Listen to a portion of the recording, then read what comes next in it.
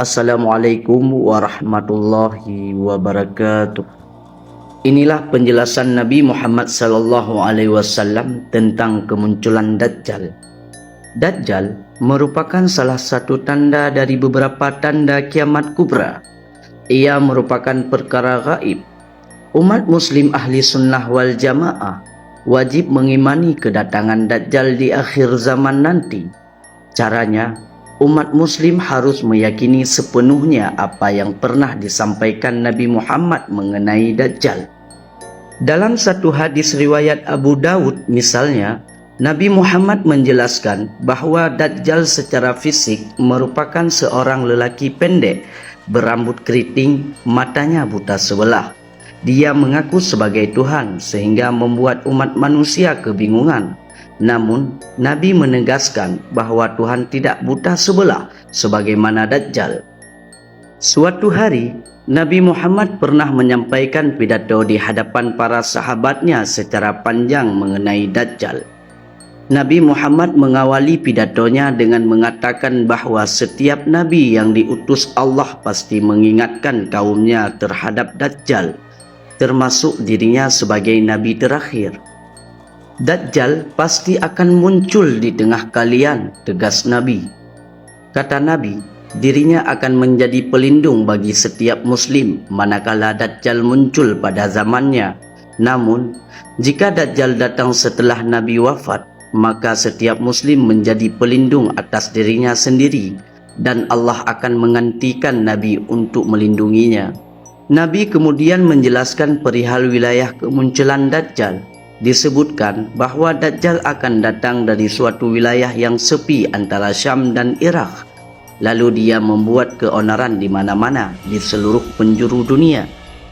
Dajjal akan mulai muncul dan berkata, "Aku adalah Nabi, padahal tidak ada lagi Nabi sesudahku." Lalu ia mengulanginya sampai akhir berkata, "Aku adalah Tuhanmu, padahal kalian tidak melihat Tuhan kalian sebelum mati." Jelas Nabi Muhammad SAW.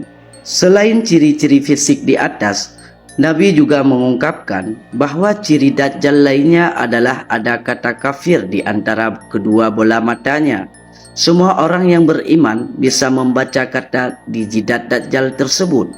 Oleh karena itu, Nabi memerintahkan umatnya yang menjumpai Dajjal agar meludahi wajahnya dan membacakan awal-awal surat Al-Kahfi. Dajjal dijelaskan Nabi Muhammad sebagai seseorang yang sakti. Dia akan menguasai umat manusia. Ia bisa menghidupkan manusia setelah membunuhnya. Tapi Nabi menegaskan bahawa Dajjal tidak bisa melakukan lebih daripada itu, juga tidak bisa menguasai manusia lainnya. Cobaan Dajjal antara lain ia bisa membawa surga dan neraka. Neraka Dajjal adalah surga, sedangkan surga Dajjal adalah neraka. Barang siapa diuji dengan neraka Dajjal, hendaklah ia memejamkan mata dan meminta pertolongan kepada Allah.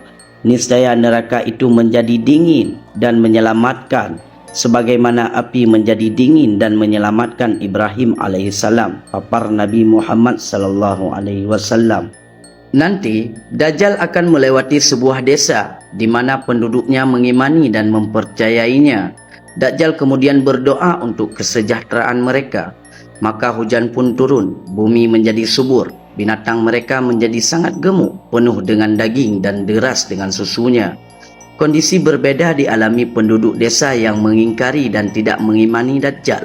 Dajjal mengutuknya hingga tidak ada suatu pun binatang mereka yang hidup. Hari-hari Dajjal adalah 40 hari. Satu hari seperti 1 tahun, satu hari lagi seperti sebulan, satu hari lagi seperti sepekan, sedangkan hari-hari berikutnya adalah seperti hari-hari biasa. Sedangkan hari terakhir adalah seperti fata morgana.